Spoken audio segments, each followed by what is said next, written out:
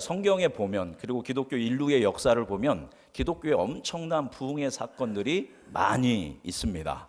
한 번에 가장 강력한 어떤 많은 사람들이 회심하고 돌아왔던 사건이 바로 우리 사도행전 3장에서 보았던 베드로의 설교로 예루살렘의 몇 명이, 5천 명의 유대인이 예수님을 믿게 되는 놀라운 사건이 있었습니다. 한 번의 설교로 5천 명이나 믿게 된다니 놀라운 일이죠. 그런데 이 설교를 하기 전에, 이 설교를 하게 된 이유가 한 가지가 있었습니다. 무엇인지 기억하시나요? 베드로와 요한이 이 성전으로 들어가고 있었습니다. 근데 성전 미문에서 나면서부터 안진뱅이였던 사람이 구걸을 하고 있는 것을 보았습니다. 근데 베드로와 요한이 그때 그가 막 눈에 밟혔던 거예요. 그래서 그에게 다가가서 굉장히 위대한 선언을 하게 됩니다. 우리가 잘 알죠? 은과 금은 내게 없거니와 내게 있는 이것을 내게 주노니 나사렛 예수 그리스도의 이름으로 일어나 걸으라, 이렇게 하고 그의 손을 잡고 일으켰습니다. 그의 나이가 40세라고 기록되어 있는데 40년 동안 걷지 못하던 사람이 이 베드로의 믿음의 선포를 통하여서 걷게 되었고, 걷게 되자마자 그는 장애인이었기 때문에 여태까지 들어갈 수 없었던 성전을 향해서 뛰어갔고 막 뛰어 기뻐하면서 누구를 높이냐면 하나님의 이름을 높이고 찬양을 하게 됩니다. 평생 동안 그 성전 미문에서 구걸하던 사람이 갑자기 걷게 되고 뛰면서 찬양을 하는 걸 보면서 예루살렘의 많은 사람들이 깜짝 놀라게 되고, 그것이 바로 누구를 통해서, 베드로의 선포를 통해서 고침받았다라는 걸 알고 이제 그 솔로몬 행각에서, 성전의 솔로몬 행각에서 많은 유대인들이 베드로와 요한을 겹겹이 싸게 됩니다. 그러면서 누구를 칭송했을까요? 베드로를 이제 칭송합니다. 어떻게 그런 능력이 있냐, 어떤 능력이냐 하면서 하니까 베드로가 그때 뭐라고 했냐면, 이게 왜 개인의 능력 그리고 우리 개인의 경건으로 보느냐, 우리의 경건과 우리 개인의 권능과 개인의 경건으로 된 것이 아니라 이것은 누가 한 것이다, 하나님께서, 성령께서 한 것이자 우리를 주목하지 말아라 라고 하면서 어떻게 이 사람이 걷게 되었는지를 이제 설교하게 됩니다. 이렇게 설교하면서 자연스럽게 누가 나왔을까요? 예수 그리스도가 나오고 그분의 십자가의 죽으심과 부활, 이것을 믿는 그 자들에게 이러한 놀라운 구원의 사건들이 성령을 통해서 일어난다라고 이제 설교를 하게 됩니다. 이 설교를 듣고 몇 명이 회심한 거예요? 5천 명이 회심하게 된 것입니다. 여러분, 대단한 사건이잖아요. 이렇게 된 다음에 베드로는 어떻게 됐을까요? 바로 그 즉시 체포돼서 감옥에 갇히게 됩니다. 그죠? 한번 설교를 5천 명이나 회심했으면 막 떵떵거려야 하는데 그 즉시 뭐예요? 체포돼서 감옥에 갇히는 고난의 시간을 보내게 됩니다. 그런데 오늘 말씀에 보면 굉장히 비슷한 사건이 오늘 루스드라에서도 일어나는 것을 볼 수 있습니다. 자, 우리 8절 말씀 같이 읽어볼까요? 루스드라에 발을 쓰지 못한 한 사람이 앉아 있는데 나면서 걷지 못하게 되어 걸어본 적이 없는 자라. 아멘. 여기 보니까 나면서부터 뭐 해야 돼요? 걷지 못하던 안진뱅이가 한 사람이 앉아 있었다라는 겁니다. 첫 번째 지도 한번 띄워주시면, 우리 루스드라로 그저 이고니온에서 사람들의 선동에 의해서 돌에 맞아 죽을 뻔했는데 그때 피해서 어디로 와요? 루스드라로 오게 됩니다. 루스드라에서 피신 와서 가장 먼저 한 것은 역시 사람들에게 복음을 증언합니다. 근데 항상 회당에서 복음을 증언했는데 여기서는 회당에서 복음을 증언하지 않아요. 왜냐하면 뭐가 없는 거예요? 회당이 없는 거고, 회당이 없다라는 거는 누가 없는 거예요? 유대인들이 이 지역에 없는 겁니다. 그러니까 아고라라고 하는 그런 광장에서 바울이 열심히 설교를 하고 있었습니다. 그런데 회중 가운데 한 사람이 설교를 열심히 듣는 거예요. 마치 누구처럼?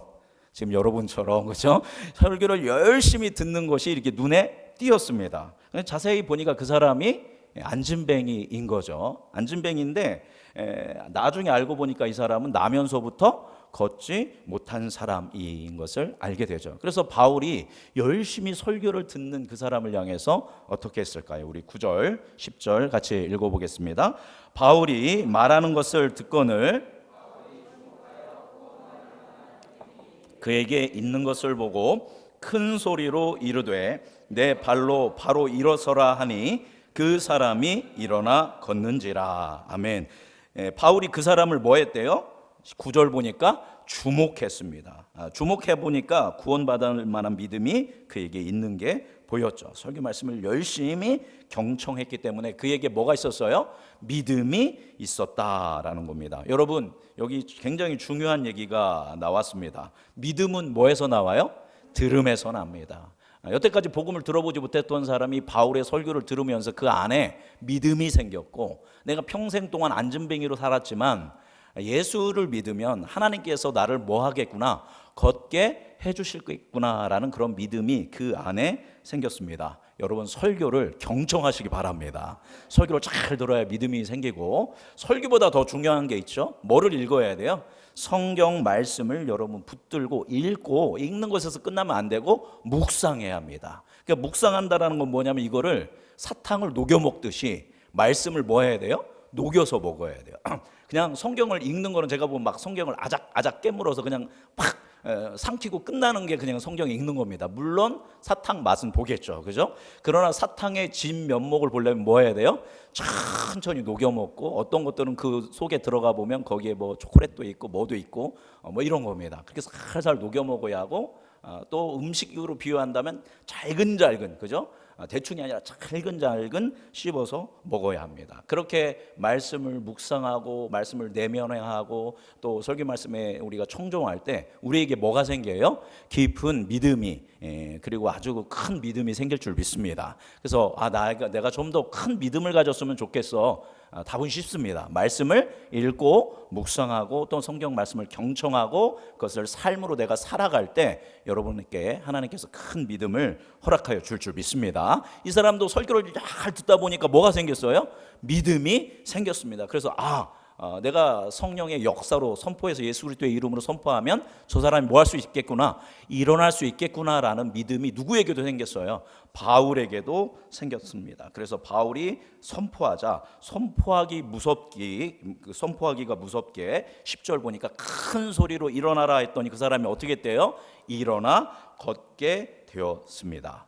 이 지금 한 구절 한 구절이 뭐랑 똑같냐면, 앞서 제가 최초의 놀라운 부흥의 사건, 베드로가 안진뱅이를 일으킨 것과 똑같은 단어를 쓰고 있습니다. 그래서 나면서부터 안진뱅이였던 사람 첫 번째고요. 두 번째, 베드로도 주목했고 바울도 뭐 했어요? 주목했다라는 겁니다. 세 번째, 가장 강력하게 믿음으로 이 사람들이 공적으로, 사람들이 다 듣고 있는데 믿음으로 뭐 했어요? 선포했다라는 겁니다. 그랬더니 평생 동안 안진뱅이였던 사람이 어떻게 됐다?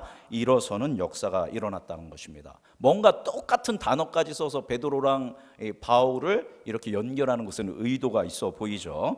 하나님께서 베드로를 통해 예루살렘의 유대인을 고쳐주신 것처럼 바울을 통해 루스드라의 이방인도 뭐 하신 거예요? 고쳐주셨다라는 겁니다. 여러분 눈치채셨는지 모르겠지만 13장부터, 그죠? 13장에 한 번 나오는데 그때부터 바울과 바나바를 뭐라고 얘기하냐면 두 사도라고 이야기합니다. 그 전에는 사도라고 하지 않고 13장부터 사도라고 했고, 우리가 지금 읽고 있는 14장 1절부터 쭉 보면 바울과 바나바를 계속 뭐라고 부르냐면 사도로 부르고 있습니다. 원래 사도는 몇 명이에요? 예수님의 12제자 딱 12명인데 지금 누구도 사도라고 하는 겁니까? 바울과 바나바도 사도라고 하는 겁니다.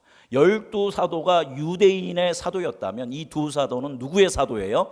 이방인의 사도가 되어서 유대인이 아닌 다른 모든 사람들에게 복음을 증언한다라는 의미고, 그래서 복음이 온 세상으로 확장되어 간다라는 것을 보여주고 있는 대목입니다. 자, 베드로가 그렇게 설교를 했을 때 사람들이 다 놀라고 베드로를 막 사람들이 칭송한 것과 같은 동일한 사건이 여기에서도 일어납니다. 루스드라 사람들이 이 기적을 보고 놀라면서 이야기를 합니다. 저 바나바는 누구다? 제우스다. 그죠? 아마 바나바가 더 나이가 많았고 좀 풍채가 좋았던 것 같아요. 그래서 바나바는 누구처럼 보였던 거예요? 제우스다. 그리고 바울은 얘기를 했으니까 말을 잘하는 신인 헤르메스다라고 이야기를 합니다. 그래서 제우스와 헤르메스가 사람의 형상을 입고 우리 루스드라에 왔다라고 하면서 빨리 가서 제우스 제사장을 모셔옵니다. 그리고 소 한 마리를 데리고 오고 화환, 그죠? 꽃들을 막 장식해서 이제 바울과 바나바를 뭐 하기 위해서, 제사하기 위해서, 예배하기 위해서 이 사람들이 몰려드립니다. 그 기적을 본 순간, 그죠? 사실 바울이 뭐 하고 이 기적을 일으킨 거예요? 예수님에 대해서 복음을 증언한 겁니다. 하나님에 대해서 복음을 증언하고 이 복음이 진리인 것을 보이기 위해서 사람들을 고쳐줬는데, 이 사람을 고쳐줬는데 반응은 이 바울과 바나바를 뭐로 보고 헤르메스와 제우스로 여기고 제사를 드리러 아주 즉각적이고 아주 열심히 적극적으로 이렇게 두 사람을 제사하려고 온 것입니다. 이해하기 좀 어렵죠, 그죠? 근데 이유가 있습니다. 그 역사적 배경이 있는데, 이 사건이 일어나기 약 50년 전에 오비디우스라는 라틴계 시인이 변신 이야기라는 작품을 썼습니다. 지금도 있습니다. 그죠? 지금으로부터 약 2000년 전에 쓴 거죠. 변신 이야기라는 책을 썼는데, 그리스 로마의 신화들 여러 가지 단편들을 모아놓은 그런 책입니다. 그런데 거기에 어떤 얘기가 있냐면, 제우스와 제우스의 아들 헤르메스가 사람의 형상을 입고 이 루스드라의 옆에 지역이 뭐냐면 부르기아 지방이거든요. 부르기아 지방을 방문했습니다. 그래서 좀 이제 밤이 돼서 이제 쉬려고 가가호 방문했는데, 모든 집에서 다 문전박대를 당합니다. 어느 집도 제우스와 헤르메스를 받아들이지 않아요. 신으로 보이는 게 아니라 그냥 초라한 사람으로 보이니까 다 받아들이지를 않는데, 여러분, 신화입니다. 신화, 그죠? 전설입니다. 부르기아의 전설. 자, 그런데 한 노부부가, 이 사람들은 이제 갈대와 집을 엮어서 만든 그런 움막, 그죠? 그런 오두막에 사는 가난한 사람이었는데, 이 두 사람을 이제 맞이합니다. 맞이해서 자기들이 가지고 있는 것을 다 해서 이 사람들에게 음식을 접대하고 환대를 해주게 됩니다. 이제 그리고 다음 날 이제 이 제우스와 헤르메스가 이제 분노를 하게 됩니다. 뭐에 대해서 분노를 했을까요? 문전박대한 사람들에게 대해서 분노해서 그들에게 심판을 내리고요.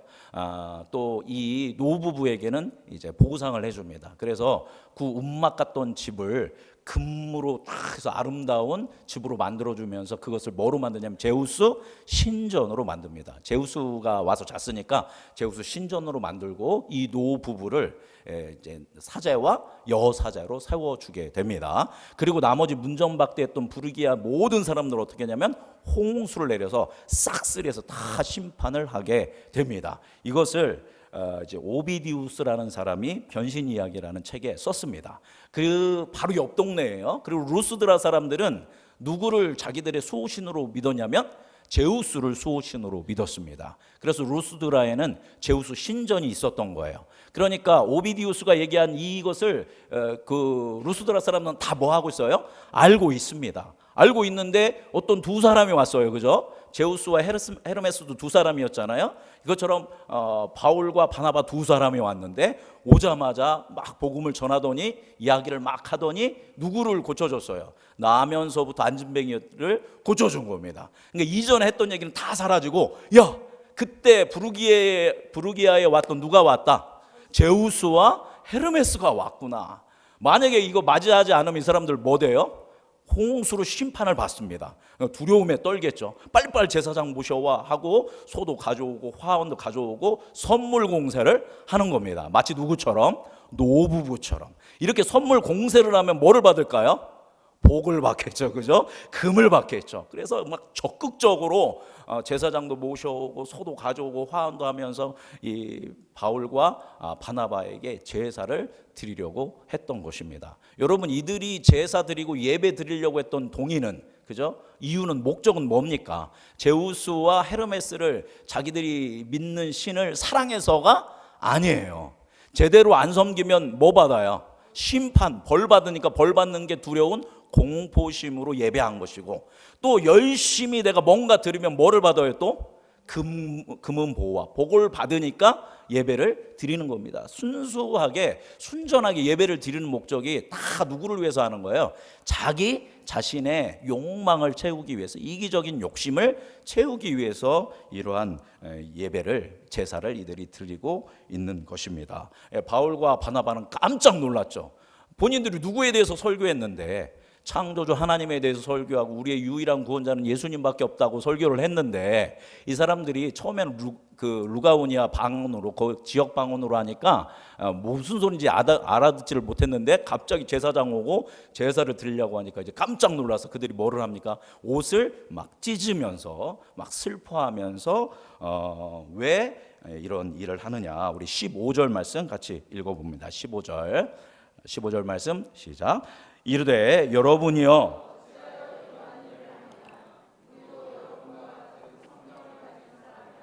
여러분에게 복음을 전하는 것은 이런 헛된 일을 버리고 천지와 바다와 그 가운데 만물을 지으고 살아계신 하나님께로 돌아오게 함이라. 아멘.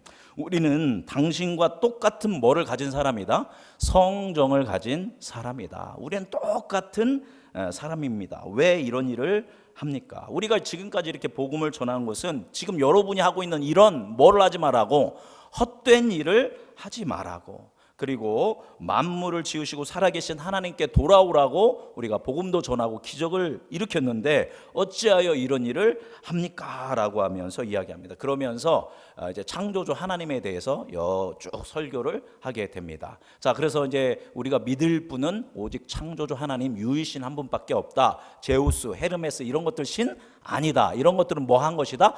헛된 것들이다 라고 명확하게 이야기를 해줍니다. 자, 그러면 이 설교를 듣고 이 사람들이 우리가 잘못 알았구나, 여호와가 하나님이구나 하면서 태도를 바꿨을까요? 태도를 바꾸지 않습니다. 사람은 보고 싶은 것만 보고 듣고 싶은 것만 듣는, 그죠? 그리고 귀가 어두워지고 눈이 어두워지면 보지 못하는, 이것이 인간의 모습입니다. 18절 말씀 같이 읽어보겠습니다. 18절 읽어볼까요? 이렇게 말하여 겨우 무리를 말려 자기들에게 제사를 못하게 하니라. 어떻게 했대요? 겨우 무리를 말려서 제사를 못하게 했다라는 겁니다. 이 사람들은 제사 드려야 돼요. 왜냐하면 뭐 안 받으려면, 벌 받지 않으려면, 또 뭐 받으려면, 복을 받으려면 막 제사를 드려야 하는데 자꾸 제사 드리지 못하게 하니까 막 실갱이가 있었는데 결국은 이기지 못하고 이 사람은 이제 제사를 못 드리게 된 것입니다. 아주 그러한 이제 황당한 상황인 거죠. 그런데 이후에 이것보다 더 황당한 일이 벌어지게 됩니다. 우리 19절 말씀 같이 읽어보겠습니다. 19절 읽어볼까요? 유대인들이 안디옥과 이고니온에서 와서 무리를 충동하니 그들이 돌로 바울을 쳐서 죽은 줄로 알고 시외로 끌고 내치니라. 아멘. 앞서 이제 베드로가 설교를 하고 많은 사람들이 이제 회심했음에도 불구하고 감옥에 갇히는 고난을 겪었던 것처럼 바울에게도 고난이 다가옵니다. 어디에서 유대인이 온 거예요? 안디옥과 이고니온에서 온 것입니다. 여러분, 안디옥에서 이고니온 거리가 몇 킬로냐면 160km입니다. 그리고 이고니온에서 루스드라의 거리가 약 40km입니다. 그러니까 바울과 바나바가 복음 전하는 걸 막으려고 안디옥에서는 몇 킬로를 온 거예요? 200km를 온 겁니다. 그리고 이고니온에서는 40km를 온 거죠. 참 열심입니다. 그죠? 복음을 막기 위해서 이들이 이 정도로 열심을 내서 와서 그들을 뭐 했대요? 무리를 뭐 했대요? 충동했습니다. 저번 주 설교 때 뭐라고 했죠? 선동했다고 했죠. 비슷한 겁니다. 그때 선동했던 것처럼 이곳에 와서 수많은 사람들을 충동하게 됩니다. 이번에도 루스드라 사람들이 이 선동에 넘어가서 얼마 전까지만 해도 두 사람에게 온갖 선물을 드리면서 제사를 지내려고 했던 무리들은 이번에는 뭐를 던지게 돼요? 두 사람에게 돌을 던지게 된다라는 겁니다. 어떻게 이런 급변한, 이렇게 황당한, 너무 이해할 수 없는 그런 변화가 있었을까요? 첫 번째로는 알고 보니까 이 사람들은 바나바와 바울은 뭐가 아니었어요? 제우스와 헤르메스가 아니었고 누구랑 똑같다라는 것을 알게 되었어요. 자기들과 똑같은 사람이다라는 것을 뭐 본인들이 얘기하니까 알게 되니까 그들을 향한 경외심이나 두려움 또는 그들을 통해서 복을 받을 수 있다라는 설레임이 사라졌습니다. 우리말로 이제 김이 샌 겁니다. 그죠? 막 두렵기도 하고 막 너무 좋기도 했는데 이게 사람이었어 하니까 김이 쑥 빠진 것입니다. 그리고 아까 얘기했죠. 이런 뭐를 버리라고 했어요? 이런 헛된 일을 버리라라고 얘기했습니다. 우리 성경에는 헛된 일을 버려라라고 하지만 원래 원어로는 굉장히 강력한 표현이라고 합니다. 아주 경멸하면서 야 이런 헛된 거를 버려라고 한 겁니다. 근데 자기들 입장에서는 누가 최고예요?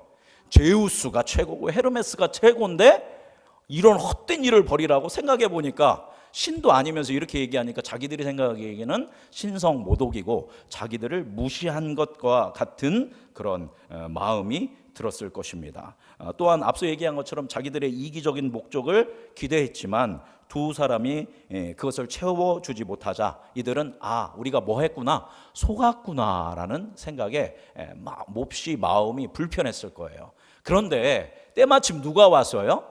유대인들이 왔는데 심지어 몇 킬로에서 200km 떨어진 곳에서 와가지고 이 바울과 바나바가 아주 나쁜 놈이라고 선동을 하는 겁니다. 그죠? 이제 반역의 무리이고, 그죠? 그래서 이제 황제를 이제 거스르는 자들이고 이 사람을 믿으면 당신들 반역자 됩니다. 이런 여러 가지 우리 지난주 나눴던 것처럼 그런 선전선동에 의해서 이 사람들의 이제 입에서는 강한 입김이 이제 불게 되고 이제 분노와 증오가 치밀어 올라왔을 것이고 감히 이놈들이 하면서 육두문자가 나왔을 거고 자연스럽게 정신 차려보니까 그들의 손에는 뭐가 들려 있어요? 돌이 들려 있었다라는 것입니다. 그리고 이제 바울을 향해 있는 힘을 다해서 뭐를 던집니까? 돌을 던집니다. 대충 던지지 않았겠죠. 마치기 위해서 최선을 다해서 나의 힘을 다해서 바울을 향해서 돌을 던진 것입니다. 인간의 경박함과 이기심, 죄성이 여실히 드러나는 순간입니다.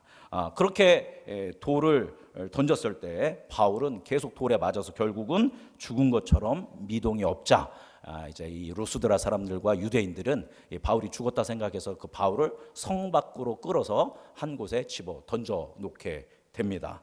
그들이 생각하기에 바울은 뭐 한 거예요? 죽은 것입니다. 그죠? 거의 죽다시피 한 것이죠. 여러분 반대로 바울의 입장에서는 어떠했을까요? 비처럼 쏟아지는 그 분노의 증오의 돌들을 맞으면서 바울의 심정은 어땠을까요? 아주 끔찍스럽게 고통스러웠을 것입니다. 여러분이 지금 바울이 돌 맞는 상황이라면 여러분은 어떤 생각을 했을까요? 제가 한번 묵상을 해봤을 때 첫 번째 돌 하나하나의 고통을 느끼면서 자신이 던졌던 돌에 맞아 죽었던 누가 생각이 났을까요? 스데반이 생각이 났을 겁니다. 스데반 역시 뭐에 맞아 죽었어요? 돌에 맞아 죽었고 바울은 그것에 동참했고 바울도 당연히 돌을 던졌겠죠. 그러면서 나도 누구처럼 순교하겠구나. 스데반처럼 순교하겠구나. 내가 그때 돌을 던졌던 것에 대한 어떤 후회 또 회개 이런 마음도 있었을 것이고 또 드는 마음은 자신을 위하여 십자가에서 모진 고통을 당하셨던 예수 그리스도를 생각했을 것입니다.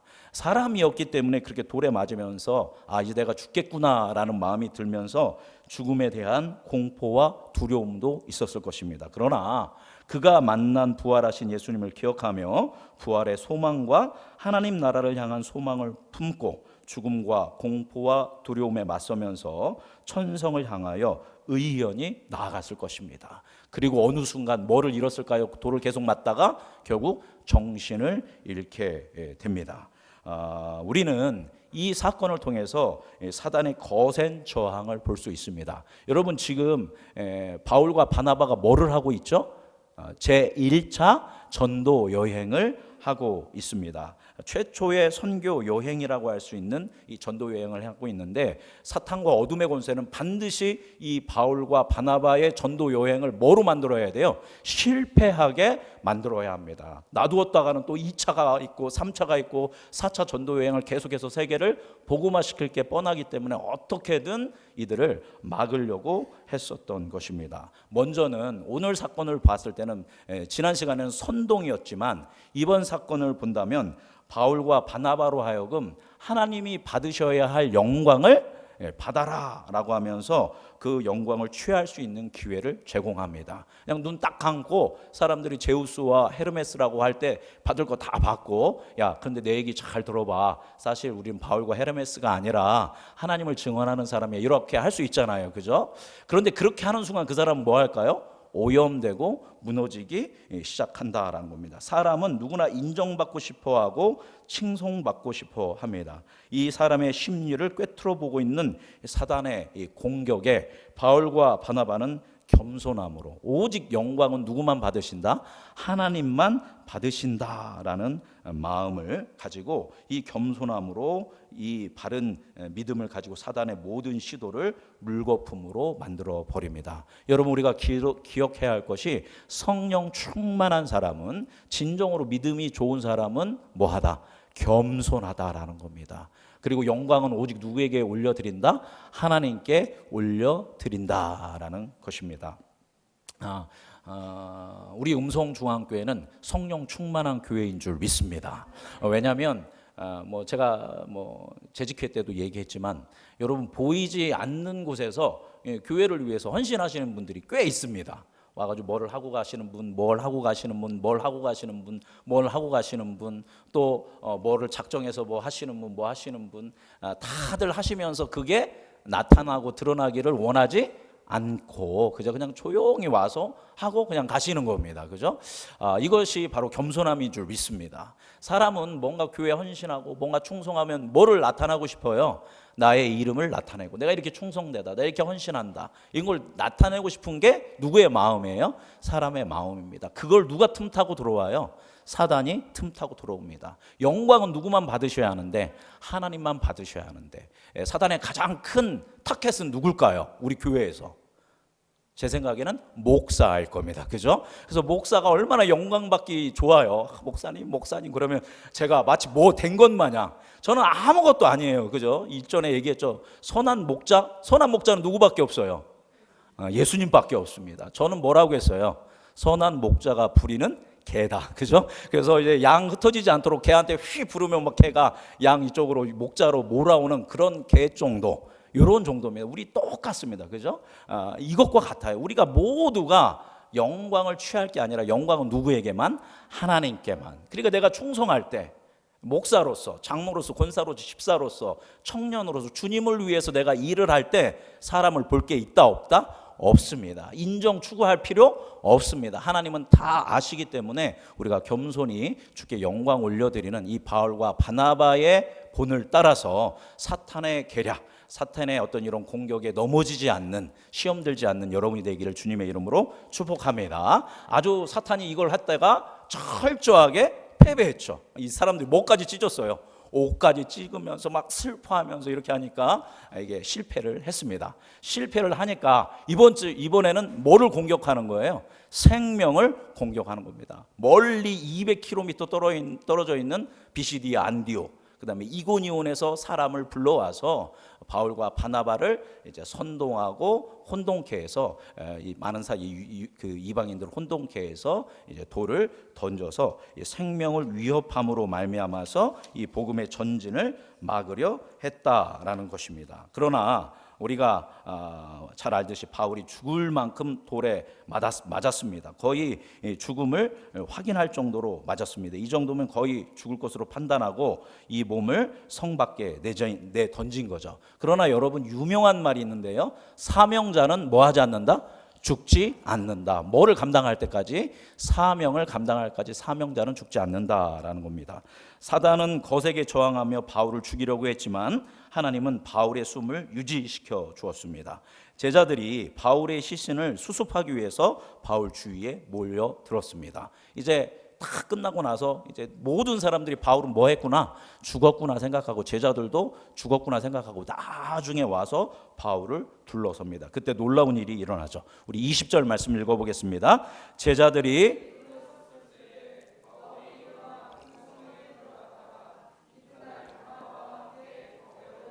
아멘. 제자들이 둘러섰을 때에 바울이 뭐 했대요? 일어났다라는 것입니다. 여러분 그냥 바울이 들 맞았나 보다 이렇게 생각하면 안 됩니다. 그죠? 그 성 밖으로 던질 때는 바울이 뭐 했다라는 걸 이 사람들이 거의 확인했어요. 죽었구나. 숨이 조금 남아 있더라도 그냥 이 정도면 이제 얘는 뭐 하구나, 죽겠구나 하고 이제 버린 겁니다. 그리고 이 사람들은 뭐 했다고 생각했어요? 죽었다고 생각했습니다. 아무리 튼튼한 피부를 가졌다고 하더라도 돌 맞으면 피부가 어떻게 될까요? 당연히 찢기고 상하고 아마 큰건하게 피로 바울은 머리끝부터 발끝까지 다 젖었을 겁니다. 뼈도 부러졌을 거고 얼마나 많은 그런 고통을 당하고 죽음에 가까운 그런 상황에 놓였겠습니까? 그런데 바울이 사람들이 오니까 뭐 했대요? 아무 일 없었다는 것처럼 일어났다라는 겁니다. 여기서 일어나다의 원어는 아네스테미인데 아네스테미의 뜻 가운데는 무슨 뜻도 있을까요, 여러분? 한번 맞춰보세요. 죽은 것 같았는데 이 사람이 일어났잖아요. 무슨 뜻? 부활이라는 뜻을 가지고 있습니다. 그러니까 거의 뭐 한 거예요? 이 사람은 죽은 거예요. 근데 하나님께서 뭐 시켜주신 거예요? 부활시켜 주신 거예요. 물론 숨이 끊어지지는 않았겠지만 이 정도 맞으면 뭐 해야 마땅해요? 죽어 마땅한데 죽는 게 당연한 건데 누가 보호하신 거예요? 하나님이 보호하셔서 그를 일으키신 겁니다. 바울의 회복에는 하나님의 초자연적인 역사가 있었음을 보여주는 겁니다. 그래서 바울은 그 다음에 어떻게 했어요? 그 성에 다시 어디로 들어가요? 루스드라로 들어갔다가 이튿날 바나바와 함께 어디로 갔대요? 더베로 갑니다.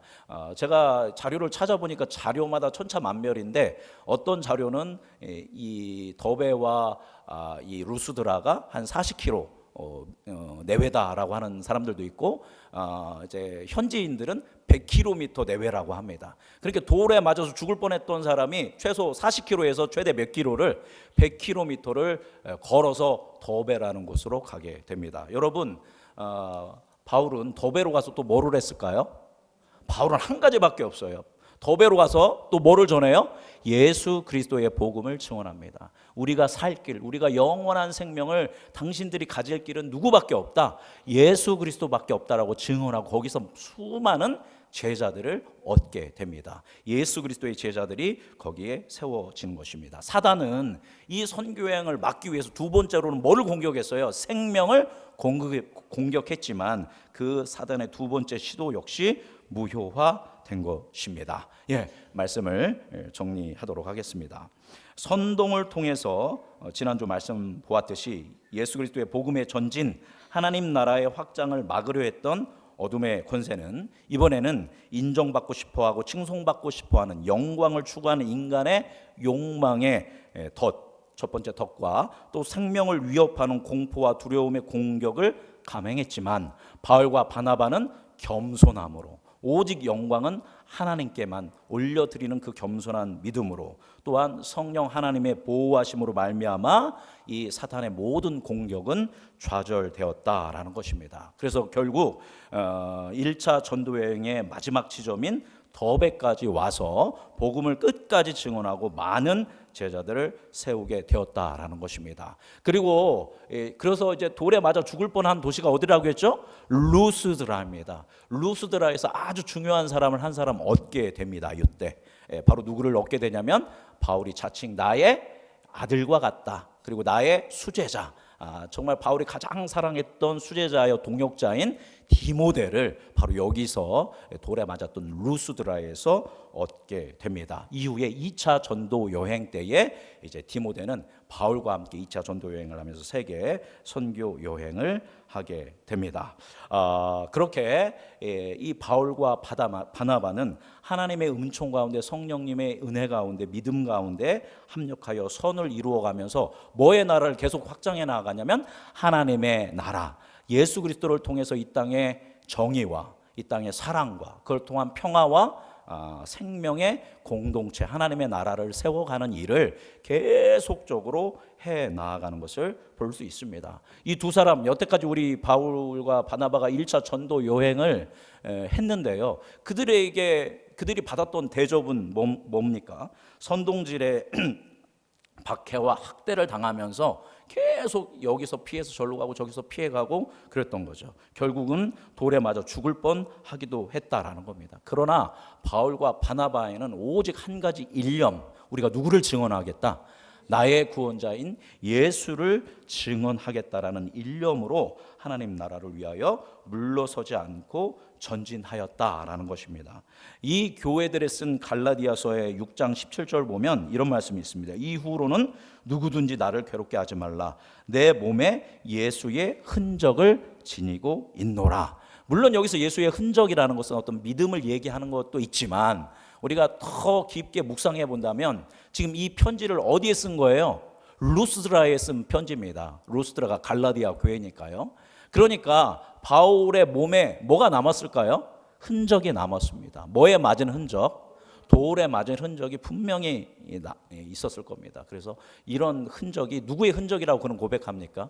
예수 그리스도의 고난의 흔적. 나 역시 그 그리스도의 고난에 동참한 이런 흔적을 내가 가졌다라고 하면서 갈라디아 교회에 이제 우리가 몇 주 후부터 이제 갈라디아서를 보게 될 것인데 예수 그리스도가 유일한 구원자인 것을, 그것을 통해서 내가 구원받은 것을, 오직 구원자는 예수 그리스도밖에 없다라는 것을 이 갈라디아 교인들에게 이 흔적을 얘기하면서 강하게 설파하는 것을 볼 수 있습니다. 예, 제가 이제 이 설교 말씀을 준비하면서 뭐 책도 많이 읽고 여러 목사님 설교도 듣는데 한번 흉내내고 싶은 그런 설교가 하나 있었습니다. 제가 굉장히 존경하는 목사님인데 오카노 목사님이 그러시더라고요. 여기 돌 맞은 사람 한번 손들어 보라고. 복음을 전하다가 돌 맞은 사람 한번 손들어 봐라. 없으시죠, 그죠? 복음을 전하다가 뺨을 맞아서 기절한 사람이 있으면 손들어 봐라. 없죠, 그죠? 복음을 전하다가 굉장히 큰 고난과 어려움을 당한 적이 있는 사람 손들어 봐라. 아마 몇 분은 그런 경험이 있긴 할 거예요, 그죠? 그래도 뺨을 맞는 거나 돌을 뭐 맞거나 그러지는 않으셨겠죠, 그죠? 그러나 뭐 인격적인 모욕 정도는 우리가 받았을 수도 있습니다. 제가 여러분한테 돌 맞으란 말이 아닙니다, 그죠? 우리도 누구와 같은 믿음을 가져야 돼요. 바로 사도 바울과 같은 그러한 그 강하고 담대한 그리고 흔들림 없는 오직 예수 그리스도의 진리를 흔들림 없이 증언할 수 있는 믿음을 갖는 여러분이 되기를 주님의 이름으로 축복합니다. 하실 수 있겠죠? 예. 아유, 그건 누구 얘기예요? 바울 얘기고요. 저는 거기까지는 못합니다. 여러분, 바울이 오늘 설교 말씀 중에서, 그죠? 오늘 성경 본문 말씀 중에서 막 사람들이 막 경배하려고 하니까 뭐라고 했죠? 저는 여러분과 뭐가 같은 사람이다? 성정이 같은 사람이다 라고 얘기했습니다. 지난 시간에도 말씀드렸지만 바울은 저랑 여러분이랑 어떤 사람이에요? 똑같은 사람입니다. 근데 바울이 이 정도로 할 수 있었던 것은 그에게 뭐가 있었던 겁니까? 성령의 충만함이 있었기 때문입니다. 그가 성령의 충만함을 입었을 때 하나님의 함께하심과 돌보심을 통해 이러한 충성과 헌신을 할 수 있었는 줄 믿습니다. 그래서 우리도 하나님 바울에게 임하셨던 것처럼 나의 심령 가운데도 성령 충만함으로 임하여 주시고 내가 가는 걸음걸음에 함께하여 주시고 내가 누군가에게 복음을 증언할 때 하나님 바울에게 역사하셨던 것처럼 저에게도 역사하여 주셔서 그가 복음을 듣고 돌아오는 일들이 있게 하여 주옵소서. 그러나 복음을 전하다가 심지어 내가 고난을 당하고 돌을 맞았더라 할지라도 저는 두려워하지 않겠습니다. 주님을 증언하겠습니다. 나와 함께하여 주옵소서. 우리가 그렇게 결단하며 소망하며 기도하며 나아갈 때 주님께서 우리를 더 깊이 만나주시고 성령 충만함을 허락하여 주시고